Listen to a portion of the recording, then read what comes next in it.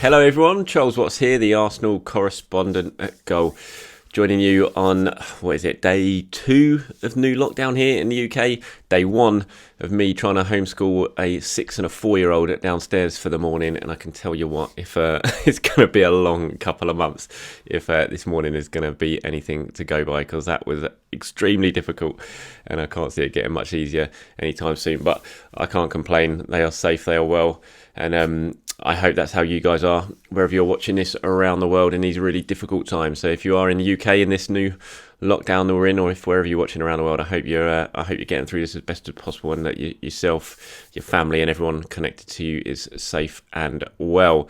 Wanted to pop on today and just talk a little bit about Mesut Ozil. He's obviously dominating the headlines today. Ozil all over the place at the moment. Chris Wheatley over at Football London broke a story last night saying that he was in talks with DC United, saying it was going to be potentially more for the summer though, rather than January. And Fener then reports in Turkey as well at the same sort of time, and today suggesting that he's very, very close to agreeing a 3.5-year deal with Fenerbahce. Some of the reports that I've seen of that have been suggesting that Arsenal would be paying his contract for the first 6 months of that deal just to get him out of the club. Before Fenerbahce then taking on the contract for the final 3 years. So I thought I'd pop on and talk about that. We've also had a development today with James Ollie over at ESPN running an exclusive interview with Dr. Erkut Sogat, the Mesut Ozil's agent, and I'll sort of go over those comments as well and talk a little bit about what I know and from Arsenal's where Arsenal stand in this all at the moment. Now, it's always been a long-running sort of insistence from Soka and from Mesut as well that he would leave at the end of his contract in the summer, not before. That appears to be beginning to change now, and I'll start with what Erkut had to say while speaking to James Ollie over at ESPN. If you haven't seen it yet, head over to James Ollie's Twitter account and click on the link and read the interview. It's very, very good. And he says we are not allowed to talk legally before January the 1st, so now we're starting to look at the options with the numbers and details. I can't talk about the clubs directly because it would be unprofessional, but generally there is 6 months left on his contract, and it's not unusual that we will talk to people about different opportunities to try and find the best option for Mesut. He might stay at Arsenal until the summer, but he might go. Mesut's priority is to stay, but you never know in football. Things can change very fast. For the moment, we're checking all the options for January and the summer. If we want to leave in January, I need to talk to Arsenal. If we sign for the summer, we don't need to. That's the situation. In the next 7 to 10 days, it will be a little clearer, as now the transfer window is open and things can move faster. So interesting comments there from Mesut Ozil's agent. It's the first time he's really opened the door to a possible January exit. Like I said before, it was always been very, very much that he would go in the summer and not before. He's been insistent of that.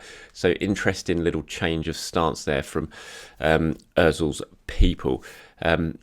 Doesn't surprise me too much, just because you'd think Ozil want to go and play football. But I still think, as it stands now, the more likely option is probably that you're going to stay till the summer, just because the offer on the table is going to have to be very, very good. And from what I understand from Arsenal, there hasn't been any direct contact with any club at all who are interested in signing Mesut Ozil on a permanent deal this month. And if they want to do that, anyone wants to do that, they have to talk to Arsenal. If they want to sign him in the summer, they don't have to involve Arsenal at all, because he's going to be a free agent. So they talk directly to Mesut and his agent. But if they want to sign him in this window, they have to talk to Arsenal, because he's still an Arsenal player. And if they want to get him out before the end of his contract, then that has to be agreed with the club.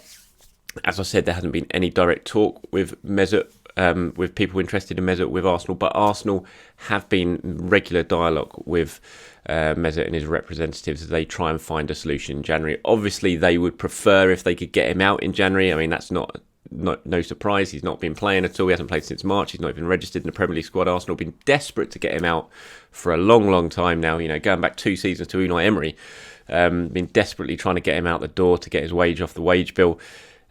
So they are in regular dialogue with Ozil and his people to try and help with that this month. They've given Mesut Ozil a few days off recently. I understand he is now back in London, at London Colney, but he has been given a few days off to basically try and facilitate his move from home. He's not going to be travelling around Europe because of obviously the COVID restrictions at the moment, but he's been given time off just to be able to work on potentially find himself a new club this month. But he is back now at London Colney at the training centre with Arsenal. So that's where we stand from Arsenal's side of things. They wouldn't be wanting any transfer fee for Mesut if they could get something done this month with a club. They'd be happy to waive that again just to get him off the wage bill, get him away.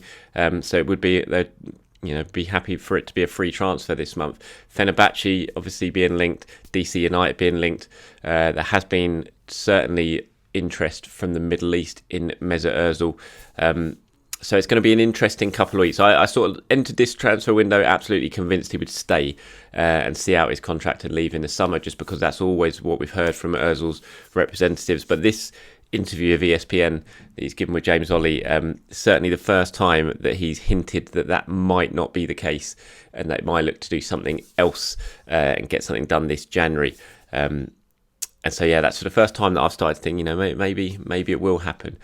Maybe he has got so annoyed at being left basically at home week in, week out and not playing any football that the time is right for him to move, and he does go off in search of playing at some football. And if he does decide to do that, then Arsenal will do all they can to try and help him with that, because they're so desperate to get him out of the club. It's a sad situation. I think, I'm not... I know some people are absolutely huge fans of Mesut Ozil, worship the ground he walks on, and I'm not in that group, but I think I've loved watching him play. He's been a joy to watch on occasion during his time at Arsenal. I certainly don't buy into this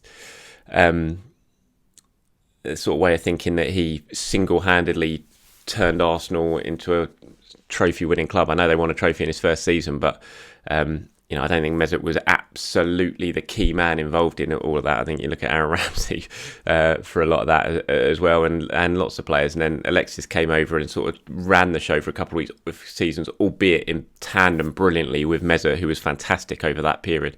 And he's been a joy to watch. I've loved him, but I don't think he's certainly not in my book going to go down as an Arsenal legend or anything like that. He's going to go down as a very good player who I've enjoyed watching, but who at times certainly didn't make the most of the incredible talent that he's got. And that's my little disappointment with Mesut, is that he's one of the most gifted footballers you'll ever see. Everyone says that, but I don't think he did enough with it on the pitch at times, certainly at Arsenal over a consistent basis of the years he's been here, to really be able to go alongside the sort of upper echelons of the Arsenal greats. Far from it. In fact, he wouldn't come close in my view. But hey, it's only opinion. I know plenty of you absolutely worship Mesut Ozil and love him, and I agree. He's been brilliant to watch, and I've loved him. I've loved watching him during his time at Arsenal. But it could well be coming to a close in the next couple of weeks. We will wait and see. It's certainly going to be an interesting few weeks as we head towards the end of the transfer window in January. And Mesut Ozil's future is going to no doubt dominate proceedings on that. So that's just wanting to pop on and talk about Mesut. I will come back on and do a wider ranging piece on the state of play of the transfer window at Arsenal at the moment as well in the next sort of 24 hours or so. So look out for that one. But I just wanted to focus this one on Mesut because basically he's dominated the agenda over the last 24 hours or so. Thanks for watching, everyone. Please do enjoy the rest of your day.